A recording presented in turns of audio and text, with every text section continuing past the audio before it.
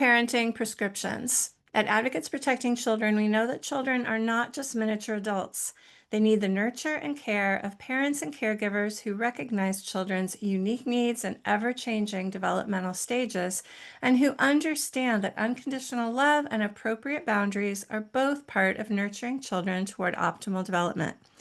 Thank you for joining us today as we explore time-tested parenting techniques and strategies for raising healthy kids in a hostile world.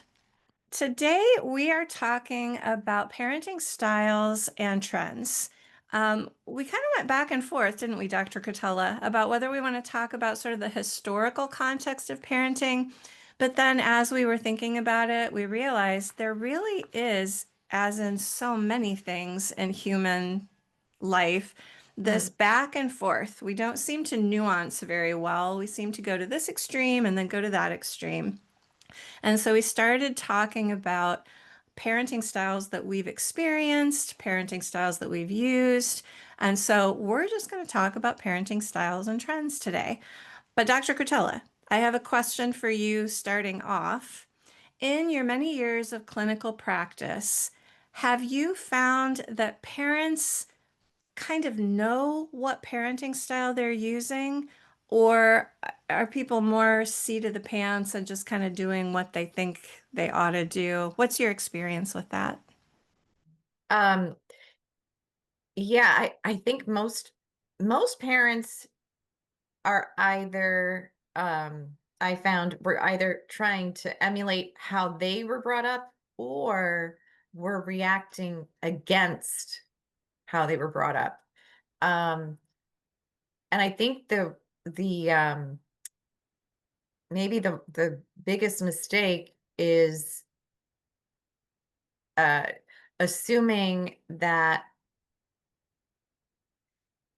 your spouse has the same child rearing ideas going forward as you do. Mm, Um, yeah, so it's I don't think, and even myself. I mean, I can think of myself. I was very blessed and fortunate in that my parents were um, very complementary in their styles, and although I grew up in the 70s, early 80s. Um, my mom was still primarily at home. So she was the primary disciplinarian, and she had what we'll get into um, in more detail later. She really had an authoritative style, which was very warm and firm. I mean, you didn't mess with mom, but mm, she was very you knew she loved you. Um, versus my dad, who traditional uh he was out the door 7 a.m. and typically home by 5 or 6 at night, and he was home weekends. Uh he was more your um older generation's authoritarian. You do it because I said it, and you do it now. mm, And I can remember if it was like a Saturday and my mom was out, and my brother, who's like 3 years younger than me, if we were arguing and dad's in the study and he's doing taxes or whatever, be quiet, stop it, I can't hear myself think. We would get two warnings, and of course we keep arguing, and then it was like three strikes, we'd hear him get up, and we knew it was coming. One swat on the bottom with his open hand, and I just have one memory in particular where I think my brother and I literally just looked at each other, turned around so our butts were facing the direction our dad was coming, and I think we may have even started crying before we were swatted. oh, you know that it's reminds like, me. you don't run away. And um and we were, yeah, I in my household, there was there was absolutely no spanking after 9 or 10. But yeah, we can get into that. But I think I don't know that my parents ever really communicated. So I would say that is the one downfall of parents, is that this is something you definitely need to think about and Mm. communicate with one another. And if you had very different upbringings and have very different ideas about going forward, um, definitely look look into getting some counseling around that, preferably before the children come, or certainly Mm. when children are there, Yeah, for your you're own health, for your own, for the entire family, you know. yeah. Your story about your dad reminded me of my dad only spanked me one time. And we didn't actually talk about whether we were going to talk about spanking today. That's a hot button issue. Right. We But yeah. my mom did it much more frequently. But there was one time that my father spanked me, and of all the spankings I ever got, it's the one I remember the best. And I think he did it really, really well. I was probably 7 or 8, and I grew up on a farm, and I got caught playing with matches in the barn. I mean, that's a Yeah, yeah, that that's that is got to be life addressed. That's got threatening. to be addressed. That's pretty big. So, Dad told me I was going to get a spanking, and it was scheduled for the next day after he got home from work. So I had like 24 hours to think about this. And Wow. my dad's a big man. He's 6 feet tall, military. I mean, he's got the biggest hands I've ever seen on a man, these like bratwurst fingers. And so, I was scared all day, and he got home from work and he sat on the hearth in front of the fireplace and had me standing in front of him, and he explained to me why playing with matches in the barn was so bad. He actually said, "This is going to hurt me more than it hurts you." And it absolutely did. He turned me over his knee, and he raised up his big, beefy arm with that huge hand and came down. And it was like, it was so like soft. And I remember like mom hugs me harder than that, you know? Oh no. And he did it like 3 times, and I started crying from humiliation. And he sat me up and he said, "I think you've had enough." But that was a spanking, but it was not reactive. It was not Right. abusive, and it made an impression on me. Mm. So anyway, we don't need to go into spanking, but it, Yeah, it can be done well, and I maybe. think that was done well. Yeah, and I think it might be worth having just a separate episode on discipline techniques, Mm, in fact, and talking about that, because there is a significant amount of research on spanking, but the only research that gets promoted is the research that says any and all corporal punishment, like what your father did, they would mhm, still consider that abuse. mhm, And particularly when we are talking about life threatening, okay, playing with matches, running, safety, running out into the yeah, street, things like this. The argument can be made that as long as, certainly not reactive, well, mhm, running out in the street, that may be reactive, or but it's better for the child to experience a small amount, a single swat of pain, or in your case, the humiliation, right? mm, It's pain because if we allow you to do these life-threatening things, it's going to be a far, far, far worse for you mhm. and others, right? Yeah, yeah. Um, but I yeah, think you're right that we will yeah, do we an could episode definitely on do a single discipline, episode and on we'll talk about undisciplined techniques. I yeah. think it's so important because we're not in in one age it was all about yelling and spanking, and we're definitely not there. Yeah, well, why don't Yeah. we start there? So, I think we have two things we want to address today. We want to talk a little bit about trends, but we want to arrive at there are basically four parenting Mm, styles that kind of capture all of the different trends and the different ways that parents can parent.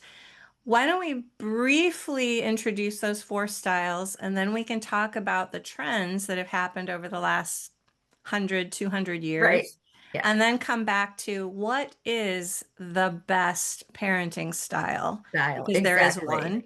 Right. So I agree. I'll briefly introduce the four styles, and then maybe Dr. Catella, you could briefly flesh out what each of those are. Does that sound good? Sure. Or if you want to, introduce one at a time, and so we'll go back and forth. It'll be a Okay, little all more right. Well, let's do that. interesting. So let's start with neglectful.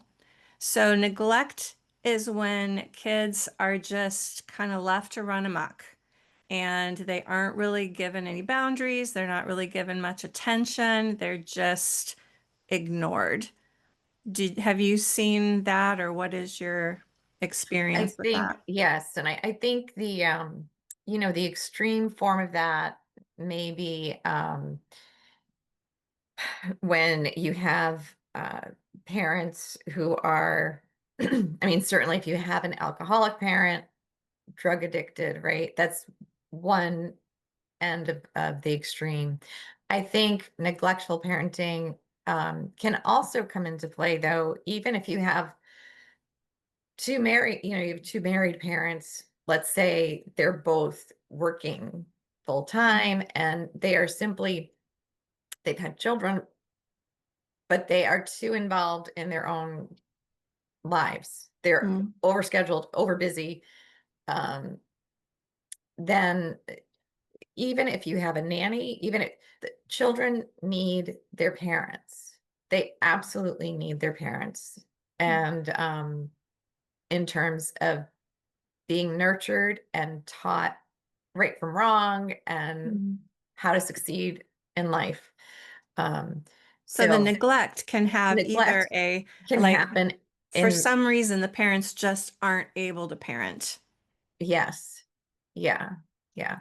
And so it's not only the cases of like an alcoholic or drug addicted or I mean, certainly a single parent, just by virtue of being a single parent, has is not intentional. It most in my experience, the single parents were not intentionally being neglectful, but just to stay out of poverty are working multiple jobs, and if they need added support Mm, yeah. to keep their child safe, Hmm. to protect the child, to just having reading to the child, making sure they're eating healthy, nutritious meals. Hmm. So neglectful parenting fails to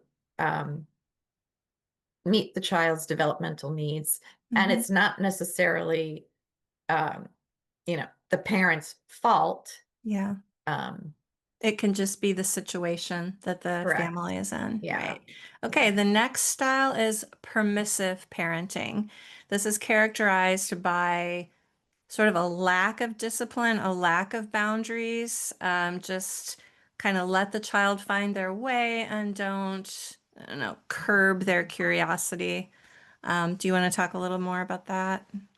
Yeah. I think my impression is that especially parents who may have been raised differently, or they look back and their perception of how they were raised was very authoritarian, which maybe we can get into next, where uh that they were yelled at, and from their perspective they were just criticized and punished relentlessly, and so they go to the opposite extreme of thinking, from their perspective, I'm going to be very child centric. I don't want to do anything negative to my child. There's enough negativity in the world, Mm, so I'm just going to foster, just let them be curious. And I think gentle parenting may be a reaction to that. Oh, don't raise your voice. Oh, don't say no. We want our children to be curious and outgoing, and we don't want them to be afraid of the world. Um, eh, but again, it's sort of that pendulum swinging from one extreme of oh, we have to control everything that the child does. Negative, uh, criticize, yell, and just stop them from doing anything dangerous. That pendulum never just settles in the middle. Um, so I think gentle parenting in which there's no raising the voice, no saying a firm no, no boundaries, just um, I think that's going in the wrong, I think in a dangerous direction. Mm-hmm. And permissive parents, they, as you said, they're allowing their children free reign, and children are not born knowing the difference between wants and needs. They're not Mm-hmm. born knowing um, how to be ethical. They learn that first and foremost within the family by parents teaching them, by parents setting boundaries. And if those boundaries aren't set, children will instead absorb the anti-morals or the Mm-hmm. anti-ethics of the culture. Um, yeah. Yeah, and so that leads us, you mentioned another parenting style is authoritarian parenting, Mm. and that is characterized by high need for control. I like that you Mm. brought up the word control because authoritarian parents want to control every aspect of their child's life. Talk about that a little bit. Um, there's so initially that's not necessarily a bad thing. When you have a if you have a baby or even a toddler, they aren't capable of reasoning. You're not going to have a conversation about, no, we don't throw toys at people. No, we don't bite people. Um, so a firm no and redirection is going to be appropriate. However, as children get older, age 7 to 12, well, now there should be some conversations, some give and take. Even before age 7, you can give children, you can allow them to have choices. Do you want to wear this shirt or that shirt? The authoritarian, um, the authoritarian parent is sort of stuck in that infant toddler standpoint and everything. Oh no, this is I think they're about the only movie Mommy Dearest. Do you remember the movie okay, Mommy there you go. Dearest? Yes, yeah, mommy dearest. Joan Crawford in that movie would be a great example of an authoritarian parent, you know? Yeah, and I'm thinking as or the father who has your life all planned out. Okay, you're going to this school, and okay, you've been working your job, and I'm taking your money and I'm putting it here and there, and no, what do you mean you want to do XYZ? I think that's dumb.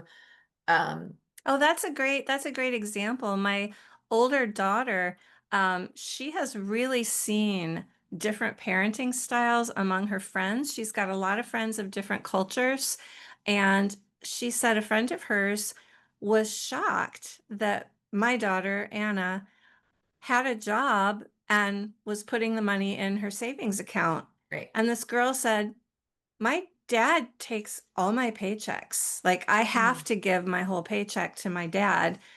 They are from a different culture, but all of the kids, the wife, anyone, all the money goes to the dad, and the dad makes all the decisions with mm, it. mm. And, the authoritarian style of parenting is also very limited. Again, it's typically yelling and critical and physical, Mm. um, versus uh, an authoritative parent, which maybe we can get more into next, is a parent who, yes, I'm the parent. I am an authority. It's my natural responsibility and right. It's a responsibility and a right to nurture love, and train you. They understand discipline is about training, not just Mm. punishing, Yeah. right? And Yeah. they also understand that punishing is way more, it's not the equivalent of hitting. Mm. So, um, the authoritarian is very kind of restricted, narrow thinking about yelling and criticism and control. I know what's best. I'm older than you. I've been through it, and Mhm. you're going to learn by doing what I say. Whereas the authoritative parent will have conversations, particularly as the child grows from 7 to 12. And Mhm. then from 12 to 18, they're becoming teenagers and young adults. They're developing the capacity to think into the future. They're not adults yet, Mm. but through conversation, oh, you want to go out with your older friends who are, if you're dealing with let's say an 18-year-old who is planning to go out with a mixed group of friends, some of whom are 21, and they're going out to uh, a club that cards or whatnot. Well, all right. Well, have you thought about who's driving? Mm. Who's driving there? So asking questions, maybe it's not a hard no, you're underage. I don't want you going and hanging out with anyone who can drink. Or it's, well, who are you going with? And who's going to be driving? Mm. You know what? You have a curfew. Do the friends you're going out with also have a curfew? Yeah. So how are you going to, the authoritative parent is going to have these conversations before. Um, and that's respecting the intelligence of your own child Mm. and giving them a chance to do the right thing, to Yeah. think. You're Yeah. teaching them to think critically by asking questions. So, Mm. spoiler alert, we have Spoiler. arrived at the fourth Yes. kind of parenting. And as Dr. Cretella said, it is authoritative as Mm. opposed to authoritarian. I have taught AP psychology, and my poor students, they have the worst time remembering which one's the good one, Right? authoritative, authoritarian. You think of authoritarian like as a Dictator. dictator, yeah. But the authoritative is it's well established as the best parenting style for producing healthy, well-regulated adults. And I wanted to cover real quick, what we're talking about here is really a combination of control and warmth. So the Mm. neglectful parent has very low control, very low warmth or engagement with the child. The permissive parent has very low control, but perhaps very high warmth, loves Mm. the child, very connected, interacting with the child, but very low control. The authoritarian parent, very high control, very low warmth. As you said, it's all about discipline, it's all about respect, it's all about you're going to do what I told you to because I'm smarter than you.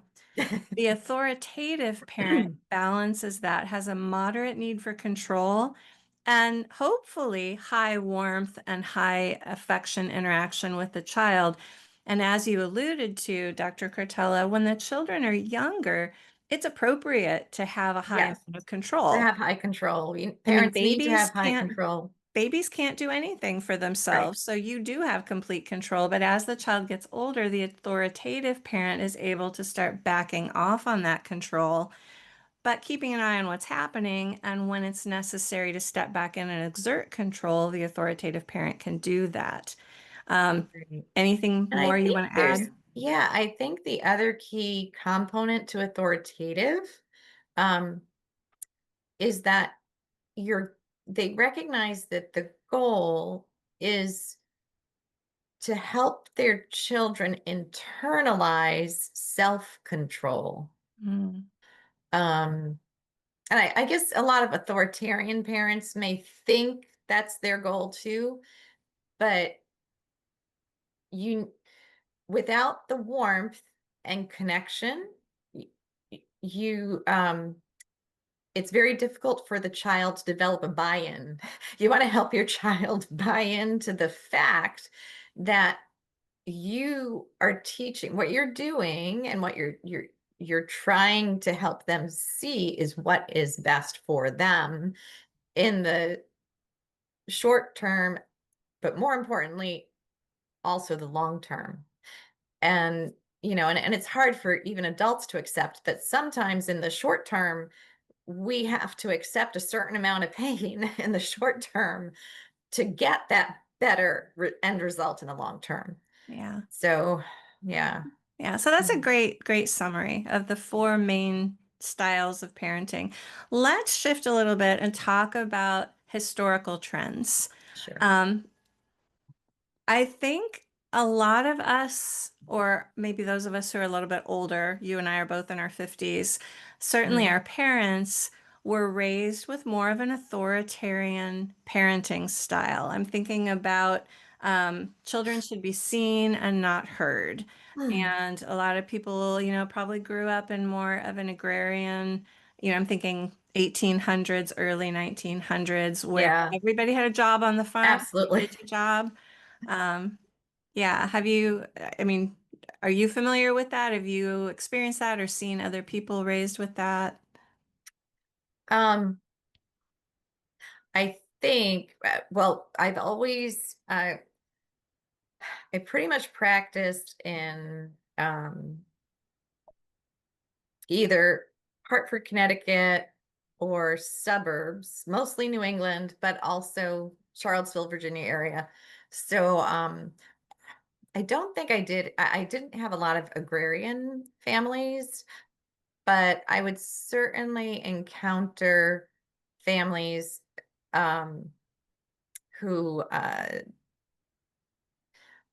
or kids where uh, the parents were just into their own activities and the kids were just, oh, go get out of here. Yep, Mhm. okay, yeah, I fed you, you're clothed, you're fed, all right, go. Go do Yeah. whatever. Well, Go I'm get thinking about busy. like Go get busy. my Mm. mom was raised by her grandparents uh and they, lived through the Depression and mm, her stories sound very much, I hear authoritarian overtones in those. mm, And when I grew up, um, one side of our family, most of the adults were kind of that, get those kids out of here. They're just mm, making noise. Get outside, get out of here. And I had one aunt who just adored the children. And looking back, I'm like, there's a reason that we all loved Aunt Betty because she right. loved being with the kids, but kind of all the other adults were like, we just want to sit around and drink and smoke and play cards and get those kids out of here. Um, but I think up until maybe the 1950s, 1960s, that kind of authoritarian parenting style was pretty common. At least we're Mm, talking about the United States here. So, right, right. but Mm. then after that, we see Dr. Spock coming on the scene. So, Dr. Spock was the big parenting guru in the late 50s, early 60s. Is that right? Yeah, in the 60s, yes. Okay. Mhm. And I have not read much of his work. My understanding of it is that it was very child-centric. When you and I were talking last week, you had some familiarity with Dr. Spock. So, Yeah, I mean, some of what he recommended made a lot of sense. Like I don't know when the electric outlet covers were really became sort of ubiquitous, right? But he recommended moving all your electrical sockets up out of reach of the kids and don't put little knickknacks out where the children can touch them and knock them over and break them. Basically, he was recommending just crawl around crawl around your home, each room of your home, crawl around on your hands and knees, and anything that you don't want broken or touched by your child, well, you just put it away, you just remove it. um, my mother did not think much of Dr. Spock, so that's what, and would comment about him regularly. When, I don't know, I can remember this, I was probably in middle I don't late elementary, middle school, maybe middle school, and I can remember her saying, he just wants to childproof the world. And how are kids going to learn anything if you if they're how are they going to learn anything? How are you going to teach them? This is no, no, no, no. We we need to teach you how to behave and live and succeed in this world. We can't go around and remove every potential threat from your path. So again, right, the pendulum swings from one extreme to the next. The truth is Yeah, we're somewhere. not we're not so good at as people at like balancing. Right, Like, right. yes, we do want to keep our children safe. Safe, I mean, at yes. one point we had a low dresser in my daughter's room. And, people say, oh, you need to affix it to the wall. You need to screw it into the wall Um, so that it doesn't tip over. I'm like, this is a low dresser. I'm not worried about this. Well, at one point, I heard her screaming, Mommy, Mommy, help, help. I went in oh and she no. had pulled it over. Oh, And it wasn't big enough that it was harming her, but she was holding it up and couldn't get right, under it. right, So right, again, it's like you make those decisions right, right. about that was a good experience for her. She learned not to climb Yeah. on the furniture. This is why we don't climb on the furniture. Yeah, But yeah. if it had been a bigger piece, there have been It children could have been who right, died. right, right. But yeah, it's that constant balancing. That constant balancing, right. So after Dr. Spock, then I think we see Dr. Dobson, the focus on the family, come on the scene kind of in the Mm. early 80s.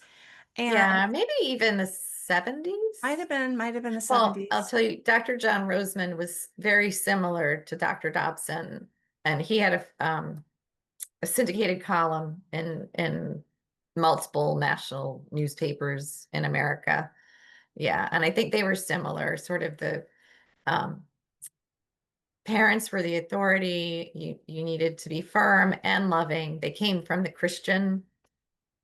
They were both Christian, and so that worldview. And my mother loved him.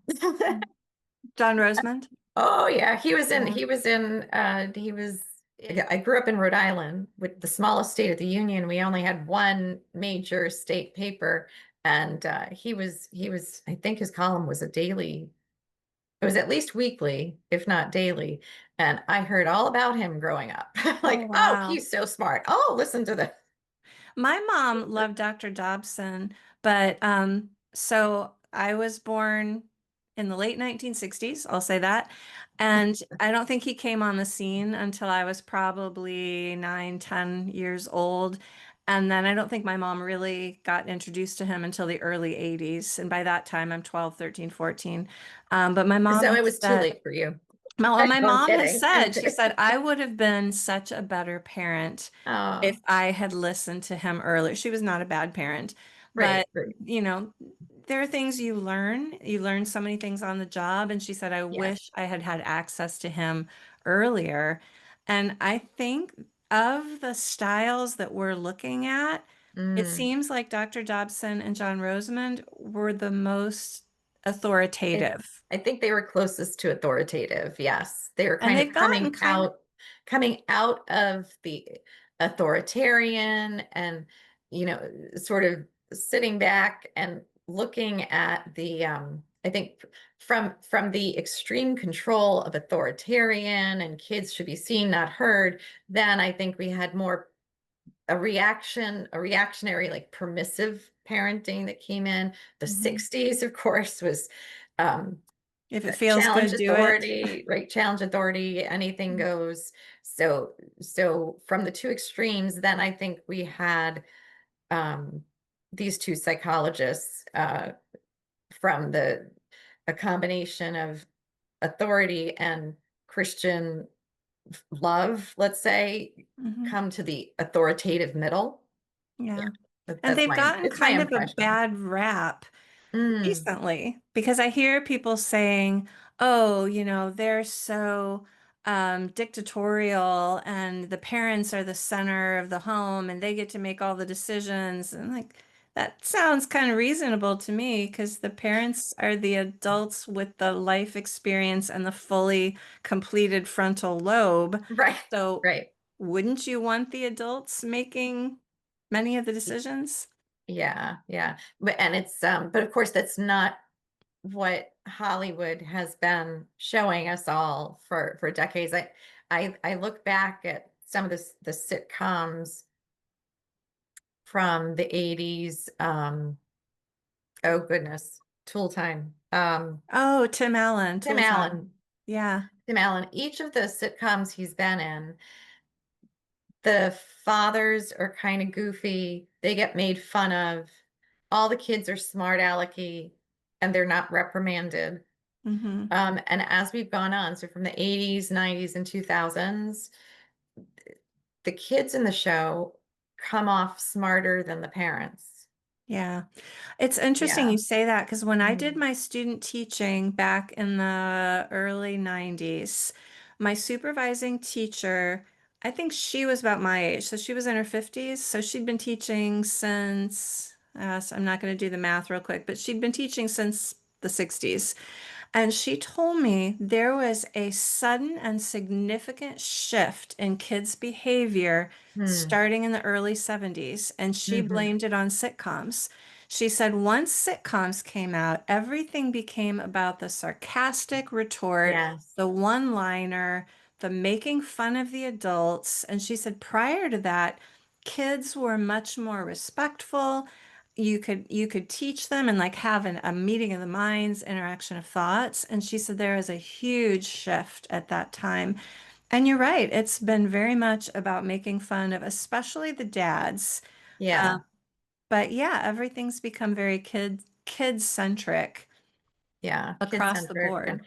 And when I see mothers on sitcoms um talking with their children, it's as if they're equals. Hmm. Um, but the bigger issue I think is that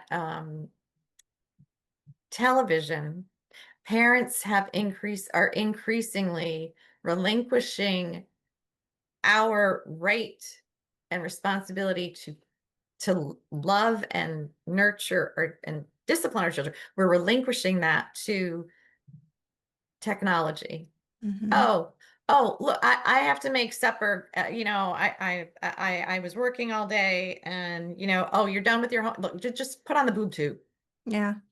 Now it's, of course, it's horrible with the cell phones, right?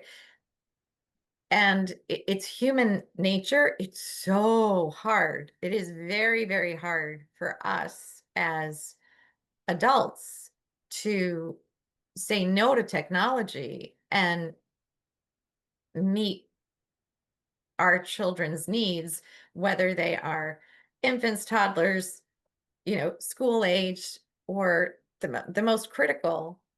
There are two very high need age groups. I call it T squared, toddlers and teens, because the Mm. teens are growing into young adulthood and even that college age. They need us, but they need us in different ways. And Yeah. it's a real challenge as parents. We're not Oh yeah. I mean, so we're my not quite. I kids, wish there was I wish there was an internal, microchip or nanochip that would just say, hey, here's what you got to do to connect to your young right? adult child, or here's what your toddler really need. But it's a combination of knowing authoritative parenting and disciplinary techniques that work, which we will get into in a separate episode, Mhm. and also on the job training. Mhm. Yeah. Yeah, it is hard. I mean, my kids are 22, 20, and 17 right now. So I was raising them as small kids really before cell phones were ubiquitous, before Yeah, me too. social media really hit, Thank God. Yeah. before you couldn't trust the cartoons anymore. Mm, We'll get into that in a separate episode as well. But when my son was little, I just had him, he got one baby Einstein video a day, one half nice. hour baby Einstein video a day. Well, then I had my second child. I had postpartum depression after she was born. My husband and Hmm. I were struggling in our marriage. Like, just everything was Yeah. hard. And I got to where I was like, just, yes, go watch a video. Yes, just go. Because I was in a desperate place and I Hmm. needed the space.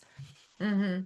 I want to say to parents who are listening, You're not going to do it perfectly. I Right. look No, back at God. that and I'm like, I wish I could have done something differently, but that's what I needed to do to survive at that time. Yeah. Yeah. But now, 20 years, 15, 20 years later, it's so much less safe now. Right. Then Right. there was a 2 hours of cartoons that I knew were acceptable and I could Hmm. let them watch them. And now, like, it, Nothing. it's very Nothing hard to safe. trust what's out there. Mm. All Mm. right, so we've kind of approached after some of the authoritative things that we were taught by Dr. Dobson and John Rosemond, then we kind of hit helicopter parenting and free range parenting and gentle parenting. And we're sort Mm. of navigating those in our culture. Yeah. I think it's sort of the more things change, the more they stay the same. The Mhm. helicoptering parents, I it's almost a version of authoritarian in the sense of it's such a big dangerous world, and I c- we don't have the neighborhoods we used to have. I mean, I'm sure you experienced similar to me growing up. My mom didn't schedule play dates. My mom wasn't, you know, it was, oh, look, Michelle, the kids are out in the neighborhood, go outside and play. Sure, because there were other stay-at-home moms, and we were in someone's yard, or there was a small woods. The parents knew what was in the wood. Yeah, Yeah. you're just running around, or at the end of the cul-de-sac, hey, let's play frisbee. Let's have a softball game, wiffle ball, whatever, right? Mhm. Walk to the neighborhood schoolyard, go together, play in the playground. Um, whereas now, with helicopter parenting, it was like it's like, well, we don't have a safe neighborhood. Um no, we got to schedule when we take you to the playground, and mom is right up there behind you because, oh, we don't want you to skin your knee, and um all this control. But I mean well, but control. And the child doesn't have the chance to prove to themselves that, oh, I can do this. That you Yeah. want them to have an internal sense of what can I and can't I do? What am I capable of? That's how they develop feeling safe and secure. That internal locus of identity and an internal locus of control, Mhm. they can't easily develop that when all the play is scheduled, and Mhm. it's oh, we got to sign you up for this sport and that sport and that sport and that's what it's that what's the saying, too much of a good thing is not necessarily good. Mm. Yeah. Well, have, of course, tried to navigate this, and even with, I'm thinking coming from the education background, I see lots of kids in high school. I really did not want my children to be stressed and anxious, and so we did not push, you've got to get straight A's. We said, Oh, do right. your best, do the best you can. But having been in the schools and watching it, um, I have a good friend who, her kids, I mean, it was like her kids were the winners of all the awards at the end of the school program. Like those kids were up there like every other award, getting an award. But I have seen into that a little bit, and I know that that family, both parents, are very in tune with what's happening and getting their kids on the right path for the best colleges and everything. And so it's like, oh, this award, here's the application, fill out the application for Oh, this award. Oh, here's this activity, you're going to sign up for this and you're going to get your service hours. There's a oh, lot of that. We didn't do that. no. But now Right. my daughter, my youngest, is a senior in high school and she's applying for colleges and she's like, Mom, I don't have all the awards that they have. And I don't, I'm like, well, Mm. you did this and you did that, but I don't Right. have as much. And I'm like, but you know what? You're not as anxious either. Right. Right. So again, Yeah. it's like a balance. I don't know that we're on the right side of the balance, but Right. Like, we made sure that our kids were aware. of, oh, on the high school website, here are the different awards you can apply, scholarships and Mhm. so forth, Yeah. local scholarships you can apply for. We're not going to do this. These are, check it Yeah. out. Yeah, we always encourage them to do their best. And I would, and I would tell them, um, it's more important that you learn and understand the material. And if you make a mistake, that's okay. Just learn. Okay, you blew an algebra problem. Okay, well, do you understand it now? Did the teacher Mhm. actually go over it? Just learn the concept. It's more Mhm. important to me that you learn the concept. Well, If this might be a good moment to address Mm, how do the different parenting styles react if a child comes home with a C on a test? How, like, what we know that authoritative parenting is the best style of parenting to raise healthy, functional children. So, what's the best way to respond to that? What are some not best ways to respond to that? well, it's also going to depend. If you've been authoritative, you've been involved in your child's life. So meaning hey, how's your day? You know what's going on in their Mm. lives. You know what classes they're taking. You know if they're actually doing their homework. So assuming that they have been doing their homework and if they're struggling with particular problems, they come to you, they ask for help or whatnot. So assuming that they've put in their best effort and come home with a C, the authoritative parent is not going to blow up, is not going to be like, oh my gosh, you're a complete failure. You're never going to get into XYZ college or whatever. Right. Right. And I was going to mention too, just what you alluded to. Mm, Well, is a C, was it their best effort? If right. this is a student who is working really, really hard and they put in the Hmm. effort, then you applaud that C. Good Yes. job. Now, if this is a student who regularly gets A's and suddenly Right. comes home with a C, anytime you That's a see a red flag. That's child, their what's behavior, going their on. Yes. attitude, a shift or a change, that should be a little red flag. Hey, Mhm. what happened? Let's talk about what happened here. And it's not just about the C, and not Right. like, so why did you get this C? But hey, Right. what's going on Yeah. in It your makes me really sad. You've in your probably heard life? this Yeah. story about Hillary Clinton, that when she was in grade school or high school, I don't remember, she was in school, she came home with an A plus, and her father said, "Oh, it must have been an easy test." Whoa. How painful that would Wow. be to hear that, rather than saying, "Great job. Wow, you really put in the effort." So our words, what we say to our kids, has such a powerful effect. I Yeah. think we have covered a lot today. We have Yeah, covered I the think so. history of parenting. We've covered the four main styles of parenting, and hopefully have addressed and convinced our listeners that the authoritative style is the style that you want to try to cultivate. Um, do you Could have I anything share a else you want funny to add? yeah, may I share a funny personal story? Please. Just to encourage, my dad was an electrical engineer, so very fitting. An electric If you know any engineer, right, they got to have everything just so, and this is how it's going to run and this is how it's going to go. I remember we were sitting in the family room. It was me, I was just reading a book, and my brother was sitting next to my dad on the couch, and the two of them were talking about what he should take. And so my brother was probably going to be a sophomore in high school, and I was a sophomore in college. And he was saying, "Dad, should I take the computer language basic or the computer language Fortran?" And my dad, who was correctly, he knew my brother was also quite an ace in mathematics and higher math, and would make a good engineer. So he said, "Oh, Fortran, you take Fortran." And my brother said, "I don't know, Dad. Michelle got a B in it." And my dad said, my dad, without missing a beat, "She's not logical. You're logical. Don't worry about it." Ouch.